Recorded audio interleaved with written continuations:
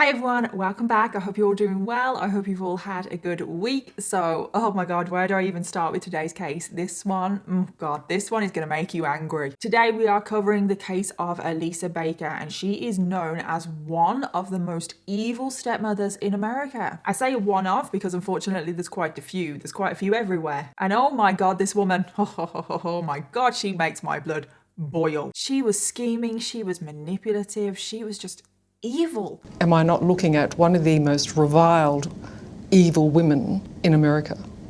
Probably in your eyes you think you are. And she took advantage of everyone around her, like everyone, not just like as a stepmother role. She would take advantage of everyone, but particularly vulnerable people, and not just children. She loved targeting vulnerable people and just completely destroying their life. And this is what she did to 10-year-old Zahra Baker. Zahra wasn't just vulnerable because she was a child. She was only 10 years old. She had already overcome so much trauma and adversity in her very short life, and then she met Elisa. And what Zahra had to go through in her very short life before she even met Elisa just made this case a million times worse. And this one is going to be hard to listen to. I'm going to say that right now. It's heartbreaking. It's absolutely horrible. I actually feel a little bit emotional right now thinking about it.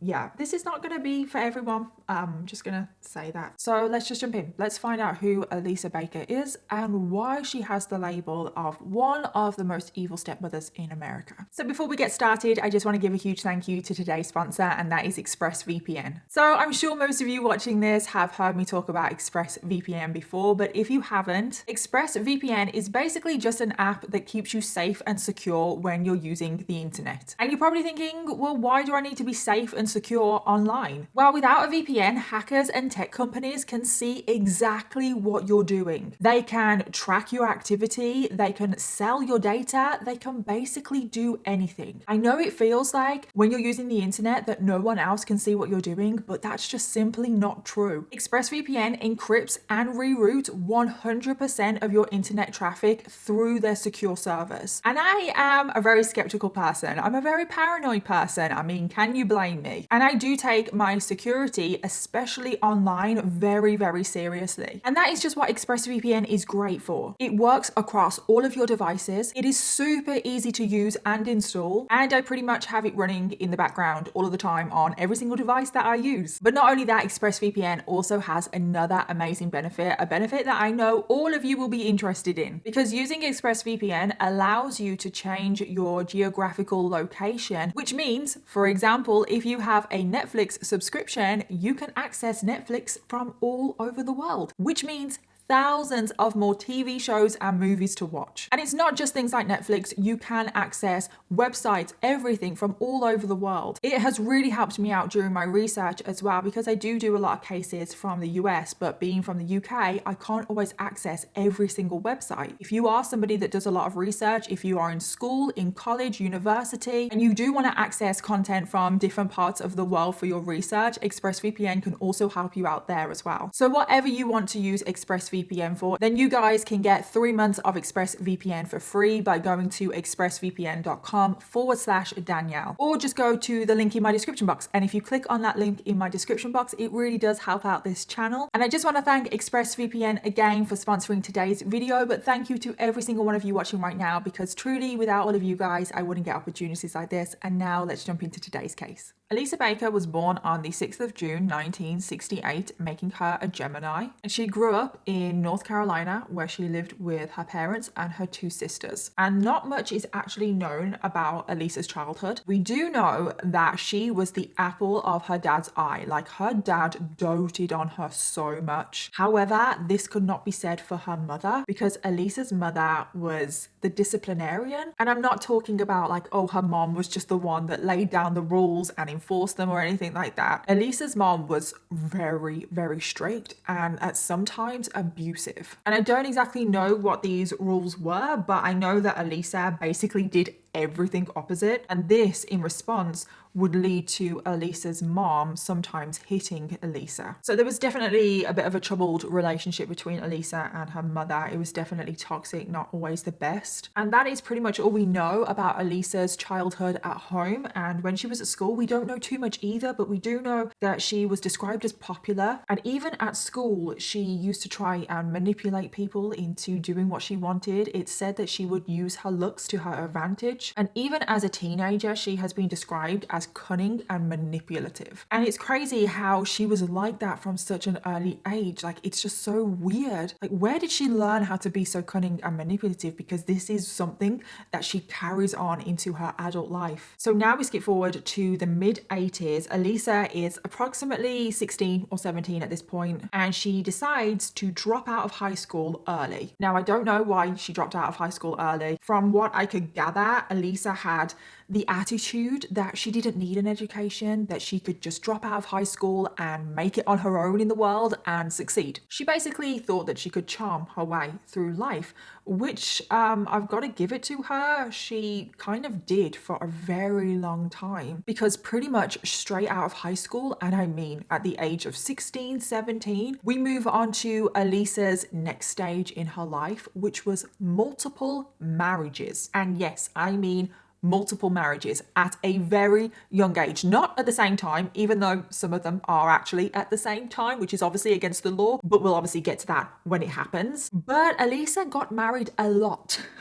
A lot. She got married 7 times. And it seemed like Elisa wanted to find a man, find a vulnerable man, marry them, take advantage of them, take everything that she could from them, and then leave. Because that is what she did time and time again. But before we get onto all of that, before we do get to husband number 1, at around the age of 16 or 17, again, I don't know the exact age, but Elisa fell pregnant. And we don't know any of the details of the pregnancy or anything like that. We do know that the dad kind of just disappeared and Elisa was left on her own. And she was age 17 when her first child, who was a daughter, was born, and she named her daughter Amber. And then not long after she gave birth, she ran into one of her ex-boyfriends from high school, a man called Jerry Winkler. Now, Jerry and Elisa hadn't seen each other in over a year, and they ran into each other at a gas station. They got to talking. Elisa used her charm on Jerry like she did with everyone, and just 1 week after re-meeting at that gas station, Jerry proposed to Elisa. I mean, I know that they clearly dated before, but they're both 17. They're both 17. Let that sink in. However, there was a problem, because like I just said, they were under 18. They can't legally get married without their parents' permission. Jerry says to Elisa, there is no way my dad is going to let me get married. Like, there's just no way he's going to give me permission. So Jerry and Elisa make up this story that Elisa's child, you remember baby Amber, they make up a story that Amber is actually Jerry's biological child. And their plan worked. They got permission from their parents because both parents thought that this baby Amber was Jerry's baby. They got married. They're only 17. And just a few weeks into the marriage, Jerry got cold feet. He was like, oh my God, I've bitten off more than I can chew here. I'm only 17 and I'm married and also a dad. So Jerry came clean to his dad that baby Amber wasn't his biological child. So the marriage was annulled. And that was the end of marriage number 1. So now we move on to husband number 2. So a couple of years after, 19-year-old Elisa meets a man called Joseph Proctor. Now, at some point in his earlier life, Joseph had been in a very serious car accident, and he had life-changing injuries from this car accident, and he actually struggled to walk. And he did suffer a lot with pain and just his injuries, so he was very vulnerable. And again, this was almost like a jackpot to Elisa because she saw vulnerable people as easier targets. So Elisa put on her charm, and literally, before you know it, they are married. They quickly have 2 children together. Obviously, it was over a couple of years, but they still quickly had 2 children together. They have a son who they name Douglas and a daughter called Brittany. Now, things at the beginning of this marriage, I think they were okay, but they didn't last okay for very long because the couple were living with Joseph's mom. Elisa was just constantly stealing things from the house, constantly damaging property, not being very respectful. So in response to this, Elisa's mother-in-law took out a restraining order against against her and tried to kick her out of the home. But Elisa did not take too kindly to this, because she started screaming and shouting, "If you kick me out of this house, I'm going to burn this house down. I'm going to wreck your car. I'm going to kill my baby." Elisa was actually threatening to kill her own children because of this. And these are obviously her mother-in-law's grandchildren that she is threatening to kill. She was really hoping that she could get her own way. Like, if she threatened to kill her own children, she would get her own way. And guess what? It worked, because Elisa's mother-in-law was so scared that Elisa was capable of killing her own children, she dropped the charges. But a year later, Elisa had enough of the marriage and she left on her own accord. And she took her 2 daughters with her and she left her son behind. Like, she really just doesn't care about her children. I feel like I need to stress that now. And when it does come to her children, Elisa just uses them as pawns in her game. She just thinks, how can I use my children to get what I want? So now we get to husband number 3. A couple more years have passed now. It is now 1992. So her third husband was a man called Andrew Harris Jr. And they met in a bar and Elisa put her charm on. She waved him over. They got to talking and that was it. It's literally like repetitive. Like, every single husband, she seems to put this charm on. She seems to put them under some kind of spell. And within a few months, Andrew and Elisa are married. And the same thing happened again. Just after they got married, Elisa's personality completely changed, because that is what she would do. In the beginning of the relationship, she would be really charming. And then when she would feel like she had her claws in, her true colors would come out. In this marriage, Elisa became abusive. And the main argument would always be Elisa wanting to get her own way. As well, Elisa wouldn't just take her anger out on her husband. She would also start to take her anger out on her daughters. She would yell at them all the time, say really horrible, mean things to them. She would physically hit them, but she would also lock her daughters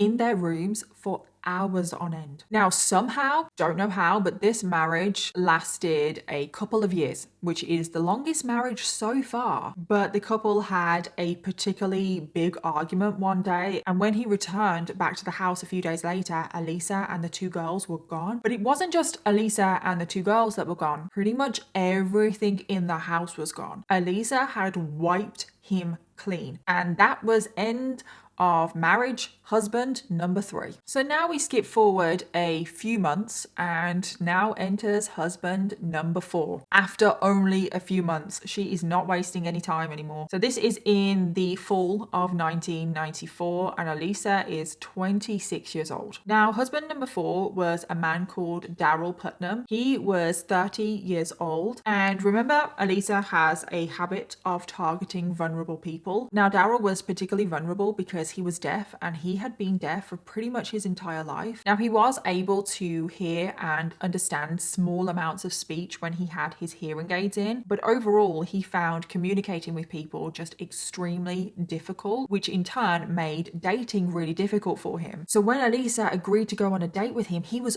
over the moon. He couldn't believe it. He was like, oh my god, this perfect woman has agreed to go on a date with me. I am so lucky. And within a few weeks of them meeting, they moved in together, and then soon after that, they got married. Oh, but I just want to point out here that she hadn't actually gotten legally divorced from husband number 3 at this point, and she has just gotten remarried. So now she's also a bigamist. But the same thing happened again. Elisa, at the very beginning of the relationship, of the marriage, she was so loving, she was so charming. But then after a few months, the mask started to slip. She again was abusing her daughters, and she was abusing her daughters in front of Daryl. I can only assume that she was possibly abusive to Daryl as well. Do you remember I said that Elisa likes to use her daughters in her game? Well, in this marriage, she decided to tell Daryl that her 8-year-old daughter Amber had cancer. When Amber didn't have cancer, she was perfectly healthy. Elisa would actually push her daughter around in a wheelchair in the neighborhood to try and get sympathy and attention of pretty much everyone she met. And I don't know if this is some Munchausen by proxy going on, which, if you don't know what Munchausen is or Munchausen by proxy, it's basically just faking or inducing illness in yourself, which is obviously Munchausen, or in somebody else, which is Munchausen by proxy. But it definitely seems like it could be that, because this whole faking illnesses and stuff is definitely a pattern of Elisa that will carry on. And unsurprisingly, this marriage wasn't exactly the best marriage, and it didn't last for very long, because after a few months, Daryl came home and he walked in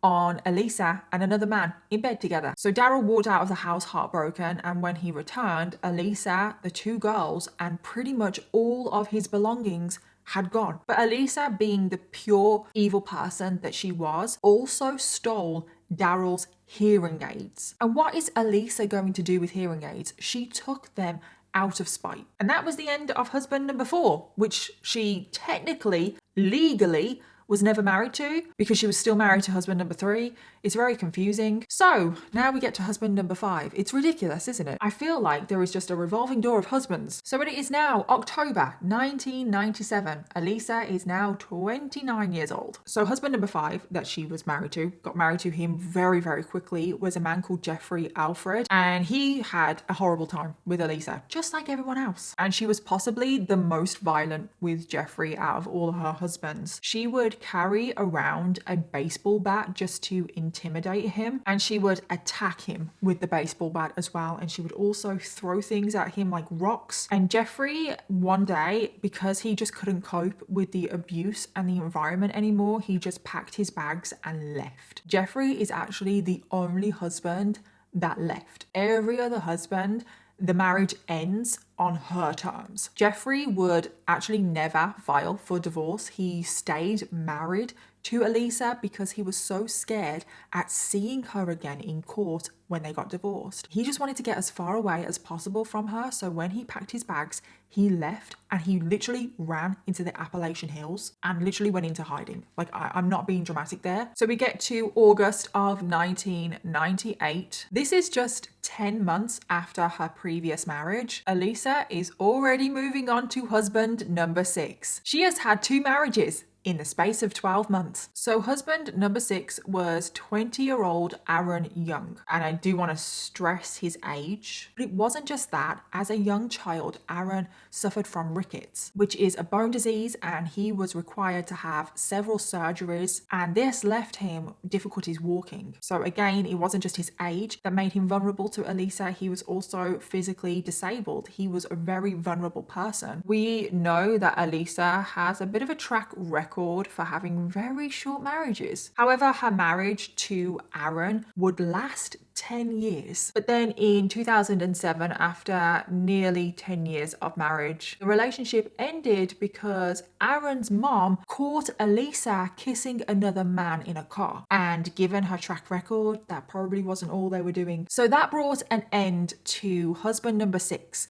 But they didn't get divorced. No, these two stayed married, and husband number 6, Aaron, does come back up later on in the story. And I didn't know where to fit it in, but during those marriages, Elisa also lived at 42 different addresses, because as well as taking advantage of her husbands and taking everything from them, making them pay for everything, etc., Elisa would also leave a trail of unpaid debts behind her. Elisa basically never paid for her bills or her rent. So as soon as bills started to pile up too much, Elisa would just run away. She would just move from one address to the next. She would be changing her name throughout all of that as well, and basically just running away from her problems. So we now get to early 2008, and this is when Elisa would meet her 7th and final husband, a man called Adam Baker. So Adam Baker was 33 years old, and he was a single father, and he was living in Queensland, Australia. So currently he is literally on the other side of the world to her. So one day in 2008, Adam decided to log into a website called IMVU, and this is how he met Elisa. Now, I had never actually heard of IMVU, but IMVU stands for Instant Messaging Virtual Universe, and it's basically described as a 3D avatar like social media. So you create your avatar, it can look however you want, and you literally use your avatar to walk around this universe, and that is how you talk to people, meet people. So the two of them met on this website and they got chatting, and as always, it doesn't matter if Elisa is in the same room as you or she's online talking to you. She turns on the charm and she wins you over. And it wasn't long until Elisa said, right, that's it. I'm moving to Australia to be with you. Elisa just packed up her things and moved to Australia. She told her friends and family, right, I'm moving to Australia. This is a new start. I'm not coming back. She left her children at home, but her children are obviously adults now. And she moved to Australia to be with Adam. And this was the first time she met Adam's daughter, a young girl called Zahra Baker. So Zahra Baker was born on the 16th of November 1999, and she was born in New South Wales, Australia, to her dad Adam Baker and her mom Emily. However, weeks after Zahra was born, her mother Emily suffered really badly with postpartum depression. She decided that she couldn't be a parent to Zahra, she just couldn't handle it, and she walked out of the family, signing full custody over to Adam. So it was just Zahra and her dad, Adam. Now, Adam needed help raising Zahra. So Adam moved in with his parents, Zahra's grandparents, and as the three of them, the three adults, they raised Zahra. Now, at some point when Zahra was a young child, the whole family did relocate to a small town called Gairu. I really hope that that is how you pronounce it. And from there, things were actually really good for Zahra. It really worked, the family dynamic. Zahra was a very happy child. She went to preschool, she had a lot of friends, she always had a smile on her face. She was just a little girl and she was loving life. She was a normal, happy child. But then an absolute tragedy struck, because when Zahra was just 5 years old, she was diagnosed with bone cancer. And this cancer, it was aggressive and it really took its toll on Zahra. And because of the cancer, she had to have her left leg just above the knee amputated. Oh my God, she's going through so much and she's so small, she's so young, but she's a fighter. And she got through the cancer. She was fitted with a prosthetic leg and she made the best of the situation, bless her heart. She would tell her friends, oh, this is my Barbie leg. However, 2 years later, when Zahra was just 7 years old, the cancer came back. This time it was in her lungs, and again it was aggressive. She went through chemotherapy, which takes such a toll on anybody, and she had to have part of her lung removed because of the cancer. And because of the chemotherapy, because that treatment was so aggressive on her body, she actually lost most of her hearing. So she had to wear hearing aids, but even still with those hearing aids, she still struggled to hear, and she would do for the rest of her life. But thankfully she beat the cancer again, and I can't believe that she's 7 years old and she has gone through cancer twice, and she made the best of the situation again. She always had a smile on her face, even though she has gone through so much. She has gone through way too much for a 7-year-old, and she started to get her life back to normal again with her friends and going back to school. And so many people admired her courage and her bravery and just what she had gone through. She actually made it onto the Australian news. She was photographed at a charity event. There was articles written about her brave fight with cancer, and there was a quote from an article that I want to read out to you. They don't make them much tougher than little Zahra Baker. The 8-year-old girl has overcome more challenges than most people would in a lifetime, but nothing could wipe the smile off the bubbly youngster's face yesterday. And that literally describes Zahra. Even though she has been through so much, she always had a smile on her face. So that was Zahra's background. And in 2008, her dad met Elisa. And Elisa moved in with the family. So at this point, Adam was still living with his parents. So Elisa, when she moved over to Australia, she also started living with Adam's parents. And immediately, Adam's parents did not like Elisa, because Elisa had this habit of lying. She lied about so many things. She would make up all of these elaborate stories of her life that just simply were not true. She just wanted attention. She always just wants attention. But despite Adam's parents not liking Elisa, they probably were trying to warn him about her. Adam was completely under Elisa's spell. And just a few short months after Elisa moved to Australia, Adam and Elisa were married. Don't forget as well, she's actually still married to 2 people at least. And then just a couple more months after they were married, Elisa had her claws into Adam so much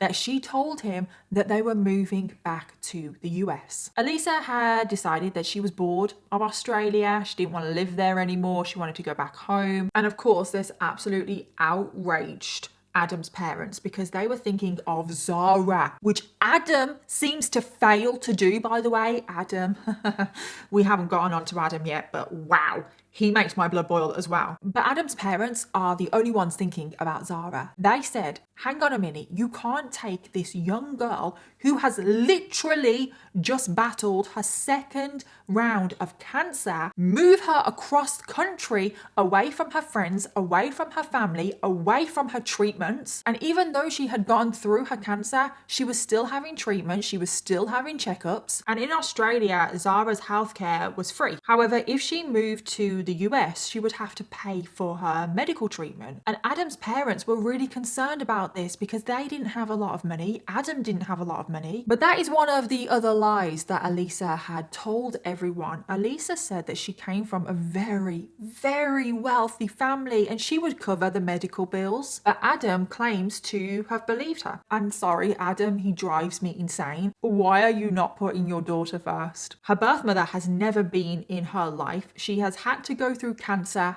twice. She has lost her leg in the process and her hearing. She has already struggled so much. Shouldn't she have some stability in her life? Shouldn't she have some normality in her life? How is that fair on her just to pack her up and move her to a different country where she doesn't know anyone, but Adam has full custody? He has final say of what happens. And he seemed to be completely under Elisa's spell. And I just don't get parents. I really don't get parents like Adam. It's like, have a relationship with someone, great, do that. But that relationship should never come before your children. Sorry. Speaking from experience there, a little bit passionate. So it is now late 2008. Elisa, Adam, and Zahra are moving to the US. They are moving back to North Carolina, which is obviously where Elisa is from. And they move back to Elisa's hometown of Hickory. And now at first, they all move in with Elisa's dad. Remember Elisa's dad? Elisa's dad doted on Elisa when she was younger. Zahra is actually loving life in the US at this point because she's so adaptable. I mean, look at what she's already gone through. She is making a lot of new friends. She's telling all of her friends about Australia, about the crazy bugs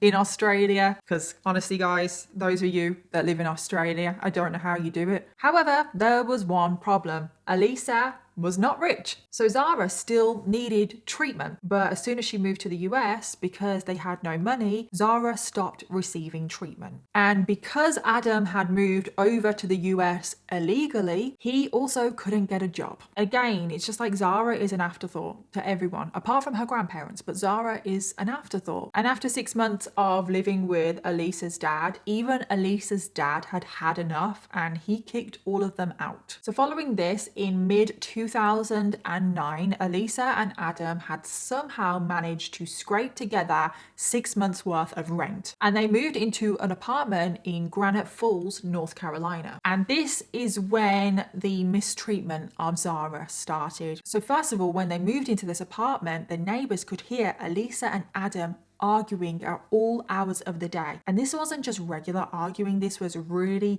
violent, aggressive shouting. The neighbors could hear that the two of them were getting physical with each other. And poor Zahra was probably caught in the middle of this, and this is not a very good, healthy environment for a child to be in. But not just that, not too long after the three of them moved into this apartment, the neighbors would rarely ever see Zahra. They saw Zahra go to and from school, but that was it. And also what is just so heartbreaking is that the neighbors could hear noises coming from the attic of the apartment belonging to Adam and Elisa. And when the neighbors could hear this sound in the attic, they thought to themselves, oh, that's weird. What's that noise? That's probably just an animal. But it wasn't. It turns out that it was Zahra Zahra was being kept in the attic. She was forced to sleep in the attic with just a sheet on the floor. And I just have no words. I really don't. And we don't know really the details of why Zahra was in the attic. Whose idea was it? I assume it was Elisa's, but Adam clearly knew what was going on.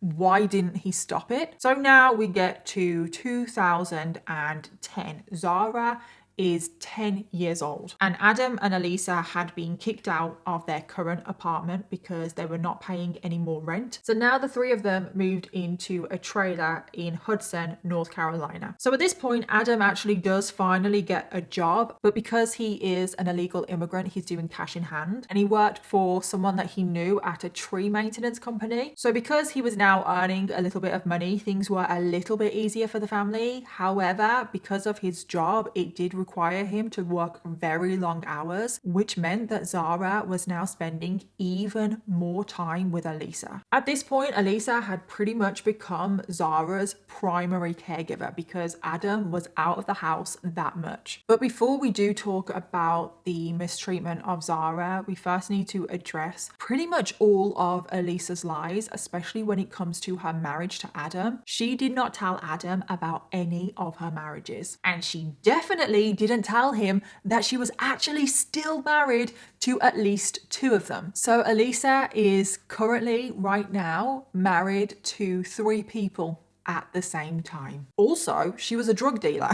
I feel like there's just so much to this case. And Adam didn't know that she was a drug dealer. So from her trailer, she was dealing prescription drugs. She was dealing OxyContin. And so many random people would go to her trailer to buy drugs. And Zahra would be there. Zahra, the 10-year-old that no one seems to be thinking about. Zahra was there when all of these random people would come and buy drugs. So that was the kind of life that Elisa was leading. But unfortunately, now we need to get around to talking about Zahra and the mistreatment of Zahra. So remember when I talked a little bit about Munchausen by proxy? Well, that comes back up. But this time it's not by proxy, it's just Munchausen. Because now Elisa was lying about her own house, and she started telling everyone that she met, especially where they lived, that she had beaten brain cancer. She is literally going around and saying that she has had several tumors removed from her brain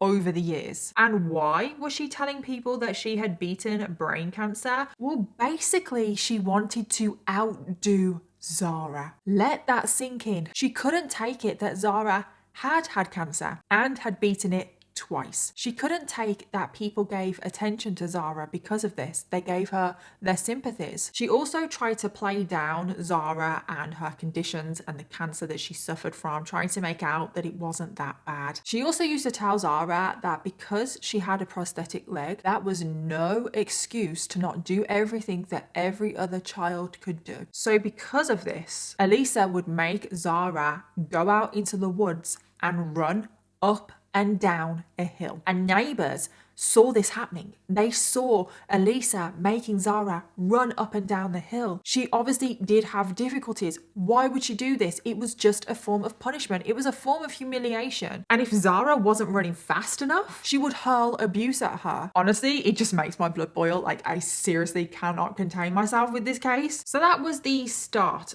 of the abuse, but it wouldn't end there. Of course it wouldn't, because as we know, Elisa has a temper and she would be very quick to dish out physical punishments. And these punishments would be because of the smallest thing. For example, if Zahra didn't eat all the food on her plate, she would get beaten. And I actually mean beaten. Neighbours actually witnessed Elisa beating Zahra. They witnessed it with their own eyes. So that tells you a lot, doesn't it? That Elisa doesn't care who is watching. So it's like, if that is what she's doing when people are watching, what is she doing when they're not? And neighbours did confront Elisa about this, but every single time she would blame it on Zahra. Even though the neighbours had seen with their own eyes Elisa do it. She would blame Zahra. Oh, Zahra did this, like she deserved it. Or Zahra did it to herself. She is hurting herself. It's her prosthetic leg. It wasn't on properly, so she fell over. She would actually say those things. She was always always blaming somebody else, but mainly she was blaming Zahra. Elisa would also physically beat Zahra in front of her two daughters. So her two daughters are obviously adults at this point, and they didn't really have anything to do with their mom, but when they did go over, they actually witnessed with their own eyes Zahra being beaten. And it's crazy to me how many people are aware of what is going on. There was one time where Elisa just lost it and she was beating Zahra, and she went to hit Zahra so hard, but she missed and hit Zahra's prosthetic leg, and she hit her prosthetic leg with such force that she broke her own hand. Now that just tells you how hard she was hitting Zahra, that she broke her own hand. And the neighbors and Elisa's daughters did report Elisa to the authorities, but nothing was done. But we'll get back to the authorities in a minute. So because no one did anything, because no one really intervened, the abuse continued. And the abuse got worse. Zahra would show up to school with bruises all over her body, on her legs, on her arms. There was one time where she even showed up with 2 black eyes. Now, teachers were becoming aware of the abuse. They started to make logs of the abuse and her injuries, and the teachers also reported the abuse to the authorities. Again, nothing was done. So one day Zahra arrived at school, and this really just breaks my heart, and she was so terrified, so anxious about some sort of dispute that had clearly gone on in the home, that when she was at school she was a wreck and she wet herself. And Zahra was so traumatized by this, but she was so scared that the school would tell Elisa that Zahra had wet herself at school, and she was so scared about what could happen to her if Elisa found out about this. Now, one of the teachers at the school gave Zahra their personal phone number, and they told Zahra that if she ever needed anything, if she was ever in distress at home, that she could call them. Now, Elisa found out about this teacher, that the teacher had given Zahra their phone number, and Elisa was not happy at all. She flew off the handle. She thought, how dare these teachers intervene in my home life? She thought that the teachers at the school were overstepping their mark. And because Elisa didn't want the teachers, anyone meddling in her business anymore, Zahra was pulled out of school. She was now going to be homeschooled. So now we need to get back to the authorities and exactly what they did, which was pretty much nothing. So everyone is literally reporting Elisa. The neighbors, her daughters, the teachers at school, people around Zahra were genuinely trying to help. So the abuse of Zahra was reported multiple times to the DSS. And in the space of about 6 months from the beginning of 2010 to halfway through 2010, the DSS actually went out to the trailer that Zahra was living in 4 times. So on the first visit in the January, the DSS went out to the trailer. They spoke to both Elisa and Zahra, but because Zahra wasn't herself accusing Elisa of abuse, even though the DSS could see bruises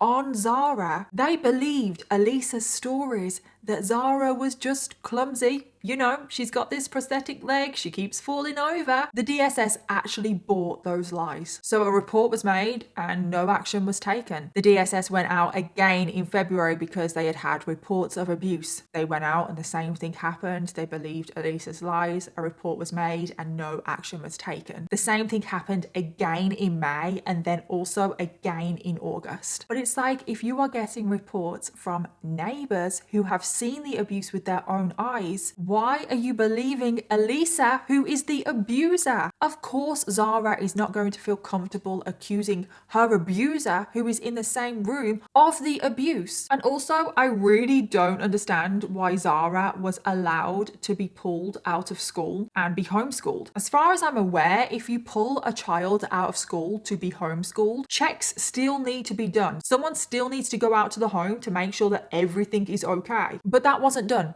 Nothing was done. And then what's even more infuriating, after that 4th visit in August, the DSS believed that Zahra was getting these injuries either from herself or by accident, so they closed her case. Zahra just completely fell out of the system. The DSS couldn't really care less. And she was homeschooled, so now she had fallen out of that system as well. And I bet you're thinking, hang on a minute, where is Adam? Adam, the dad? Where is he? I would love to know as well, because where the bloody hell is he? His excuse was that he was working very long hours and he just didn't know. He didn't see the abuse with his own eyes, and he believed all of Elisa's stories that Zahra was getting those injuries herself. No, I'm sorry. That is a load of crap. It's like, come on, you are her father. Your priority should be Zahra. So the abuse, the neglect of Zahra was allowed to continue. And ultimately, this led to the tragic events of today's case. Okay, so now we get to September 2010. This is literally right after the DSS have closed their case and Zahra has been pulled out of school. Well, now Elisa and Adam decide to move again. They move into a home in Hickory, North Carolina, which is obviously Elisa's hometown. And the home is a rental home and Adam's boss is the landlord. Now, they're in this home for approximately 6 to 8 weeks, and Zahra, for those 6 to 8 weeks, did not leave. She is literally now a prisoner in her own home, and the neighbors at this new house didn't even know that there was a child in that house. And personally, I think this is why Elisa and Adam moved, because at the trailer, the neighbors knew that Zahra existed. The neighbors knew that Elisa was abusing Zahra, but at this new home, the neighbors don't even know that Zahra exists.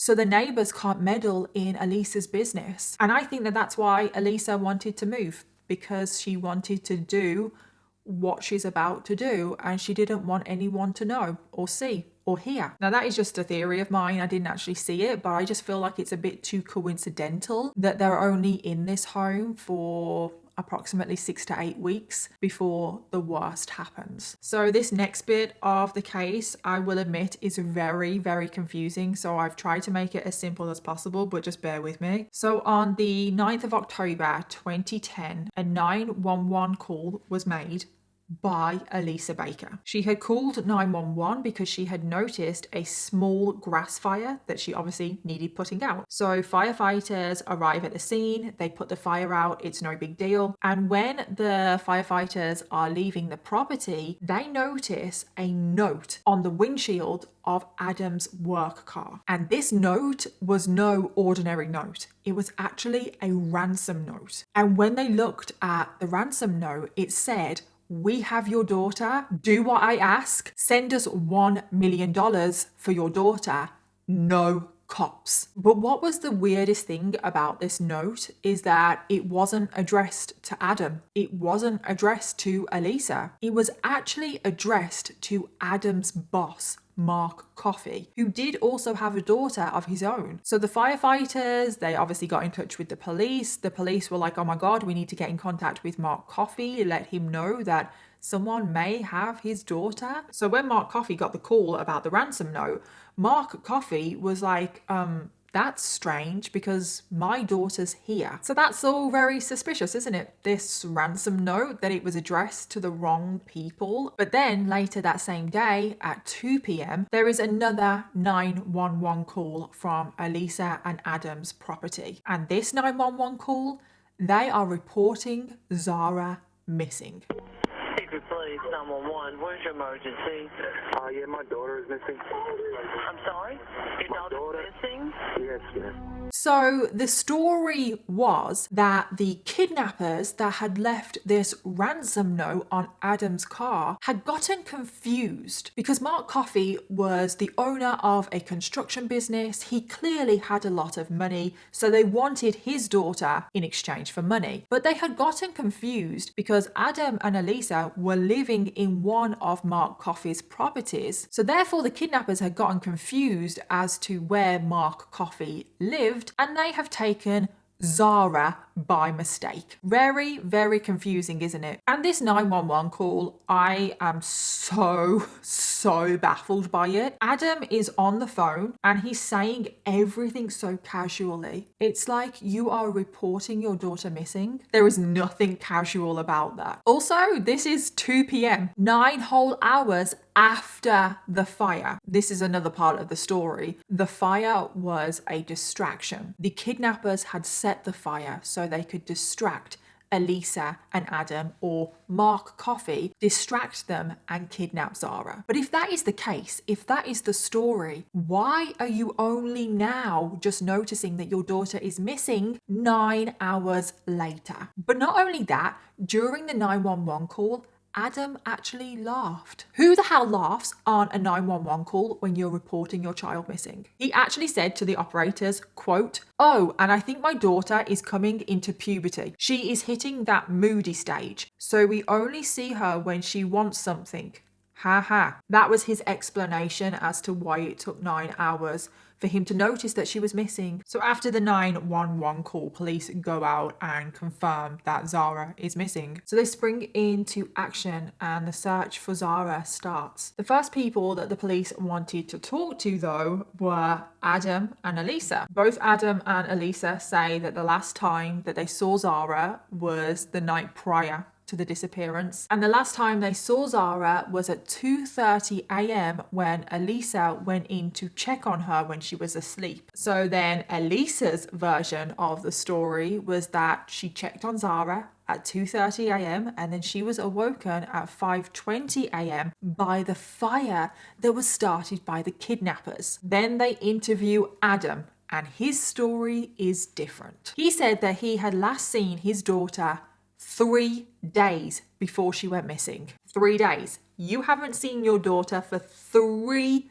days. So that detail alone contradicts Elisa's story, because Elisa had said that they were all together as a family the night before the disappearance. So the police are starting to see through Elisa's story and they give her a polygraph test. And guess what? She fails. Of course she does, because she's lying. So the police decide to arrest Elisa, but they can't actually arrest her at this point to anything connected to Zahra because they don't have enough evidence. So they arrest Elisa on all of these random other charges. They arrest her for bad checks and driving without a license. Meanwhile, Adam is released because the police don't really suspect him at this point. So Elisa is in custody, but Adam is out. And when he is out, he goes on Good Morning America and pleads for anyone with any information to come forward. And in this appearance on Good Morning America, he contradicts his story again. So the police are becoming more and more suspicious of Adam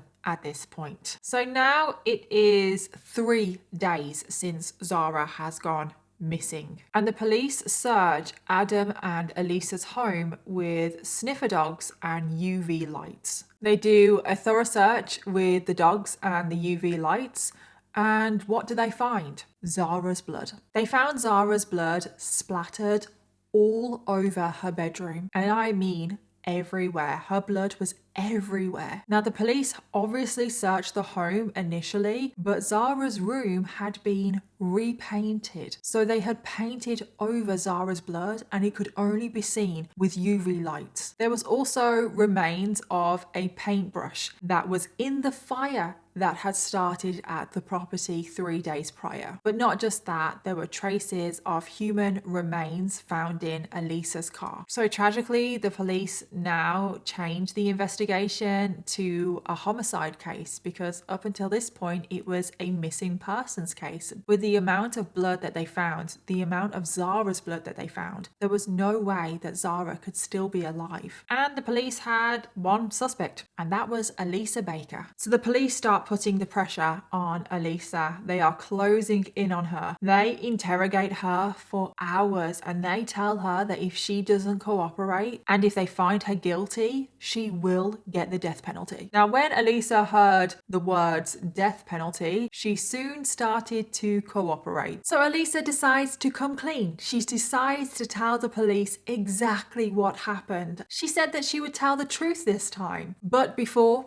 she did that. She got herself an attorney and she wanted to make a plea deal. In exchange for her telling the truth, she wouldn't get the death penalty. So her trying to negotiate that plea deal did take quite a while. So the investigation is still going on in the background and Zahra's remains still haven't been found. Adam is also arrested in this time period because he keeps contradicting his story, which is incredibly suspicious. And after the police interview Adam, put a little bit of pressure on him, he changes his story again and says that the last time that he saw Zahra was actually 15 days before her disappearance. And I just cannot believe it. Like, when I heard that, my jaw hit the ground because I was like, 15 days. You haven't seen your daughter in 15 days and you did nothing. Apparently, because of his long working hours, whenever he would come home from work, Zahra would already be in bed. And apparently, when he did go and check on Zahra, it looked like Zahra was in bed. I'm sorry, this just sounds like a load of BS. So that was his explanation as to why he hadn't seen his daughter in 15 days. And even though Adam, his story seems very suspicious, he keeps contradicting himself, the police don't have any evidence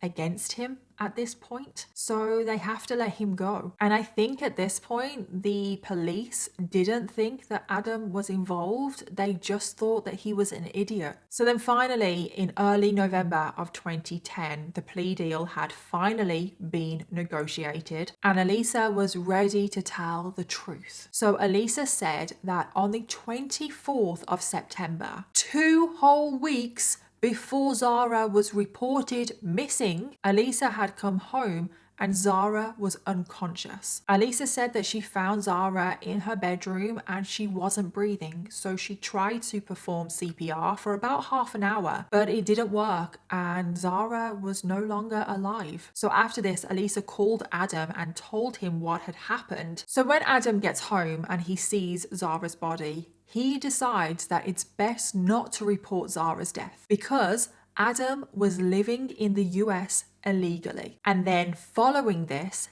Adam, and Adam alone, according to Elisa, took Zahra's body into the bathroom, put Zahra's body in the bathtub and dismembered her before the two of them then drove around and just discarded of the body parts. In what world would anyone believe that story? Following Elisa telling the police this story, she agreed to tell the police where they discarded Zahra's remains. However, unfortunately, because so much time had passed at this point, I mean, we're getting on to like a month and a half after the murder.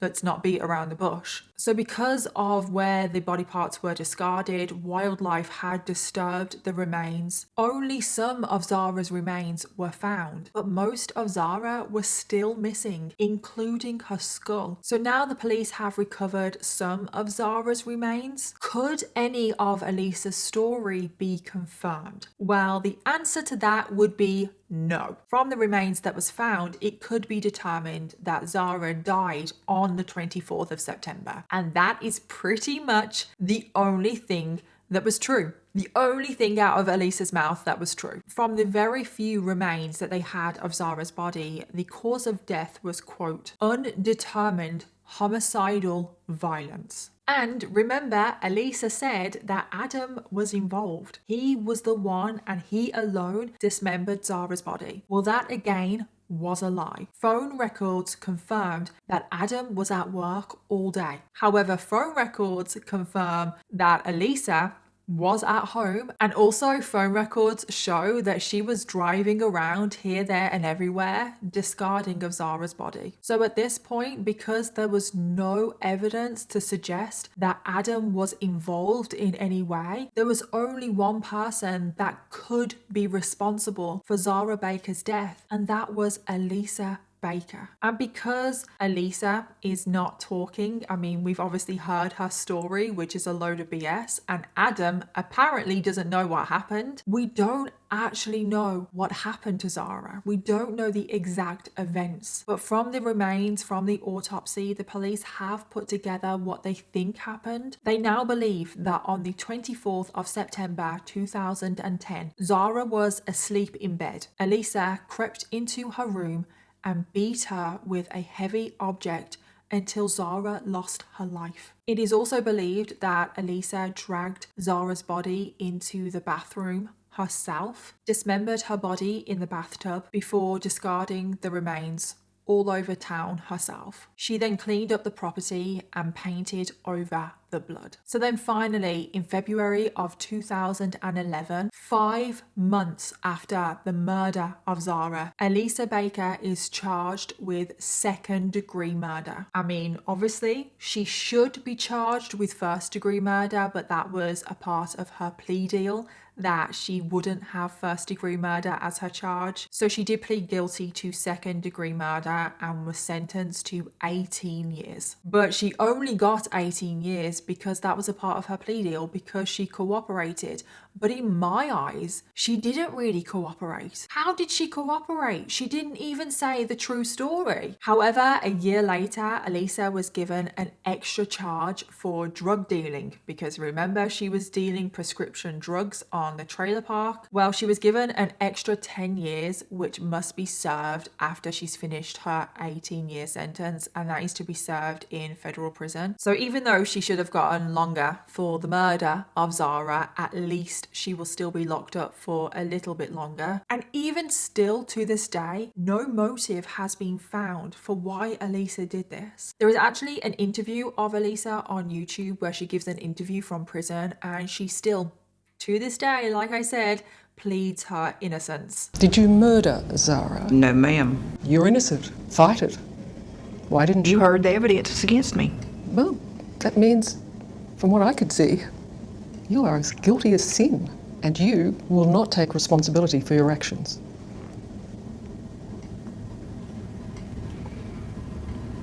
There again, that's your opinion. And oh my God, if you want to watch something that is so infuriating, then go and watch that interview. You can just tell that she is lying through her teeth. She just has no emotion. She is so cold. Let's just play devil's advocate here and pretend for a second that Elisa is innocent. She claims to have loved Zahra. Well, regardless if you murdered her or if she did die by natural causes, you would still be emotional. And then what about Adam? What about Adam? So following the investigation, police genuinely did believe that Adam had no idea what was going on and he wasn't involved in any way. Regardless of if he was involved or not, he was definitely 100% a neglectful father. Adam has faced no charges because obviously they don't have any evidence that he was involved. And he moved back to Australia to be close to family, where he remains to this day. But finally, we need to finish this case on focusing on the one person that actually does matter in this case, and that is Zahra Baker. Zahra Baker was described as a brave little girl who had a permanent smile on her face and was always willing to help out anyone around her. She had faced so much adversity in her short life, but she had come through it all fighting. She was such a fighter and was a stronger person at the other end. She loved her time in Australia. She loved spending time with friends. She loved spending time with her grandparents. And most of all, Zahra just loved life. However, when Zahra moved to America, her freedom had been taken away from her. Her spirit had been beaten down. And then ultimately, her life was taken away from her far too soon. She was only 10 years old. And this case, it's just heartbreaking, like beyond belief. It's just heartbreaking. Children ones always are, but how much Zahra had to go through in such a short life. And it's also really horrible to think that Zahra should be 23 years old. If she was still alive, she would be 23. And she should be doing what other 23-year-olds are doing. She should be living her life, having fun with friends and family, maybe at university or in a job that she loves. There really is a special place in hell waiting for Elisa. There really is. And then in 2012, Zahra's skull was finally found, meaning that it now can be confirmed that Zahra Baker was murdered by blunt force trauma. And now most of her remains have been found and her remains have been returned to Australia so she can be with family. So that was the case of Elisa Baker, and honestly, I don't know what to say. Like, normally I give my analysis on why I think certain things happened, but when it comes to this case, nothing explains or even gives any indication of why Elisa Baker did this. And as far as I can tell, Elisa just went through life and manipulated everyone, took advantage of them, and just went through life trying to use and abuse people. And she was like that from a very young age. So it leads me to just come to the conclusion that Elisa is just one of those people that was born evil. And Adam, I don't want to say that he was involved because I don't feel like that's my place, but I do feel like he knows more than what he's letting on. He has to. How can he live in that house and not be aware of the abuse that is happening to his daughter? How can he live in that house and not notice that his daughter has been missing for 2 weeks? It just doesn't add up. So let me know what of your thoughts, theories and opinions on today's case, and also don't forget to leave me your case suggestions in the comments because I always want to know what you want to hear next. Thank you again to ExpressVPN for sponsoring today's video, and I'll see you all in my next video. Bye.